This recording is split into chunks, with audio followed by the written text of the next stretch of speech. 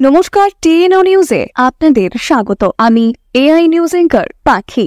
গ্রামীণ ভারতের উন্নয়নের মাধ্যমে যশস্বী প্রধানমন্ত্রী শ্রী নরেন্দ্র মোদীজির স্বপ্নের বিকশিত ভারত নির্মাণের দিশায় কাজ করছে ত্রিপুরা সরকারের পঞ্চায়েত দপ্তর।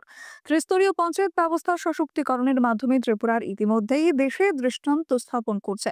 আর বিভিন্ন প্যারামিটারে উৎকর্ষতার সূচক বৃদ্ধির পাশাপাশি জাতীয় পঞ্চায়েত পুরস্কারে বিগত বছরে 7টি পুরস্কারের লাভ তারই প্রমাণ করেছে গোটা রাজ্য। তাই গতকাল জাতীয় পঞ্চায়েত দিবস উদযাপনের অঙ্গ হিসেবে অরুন্ধতী নগরস্থিত গ্রাম স্বরাজ ভবনে আয়োজিত অনুষ্ঠানে রাজ্যের পঞ্চায়েত দপ্তরে পদাধিকারদের উন্নত প্রশিক্ষণের জন্য আইআইএম শিলংয়ের সাথে এক মূল স্বাক্ষর হয়।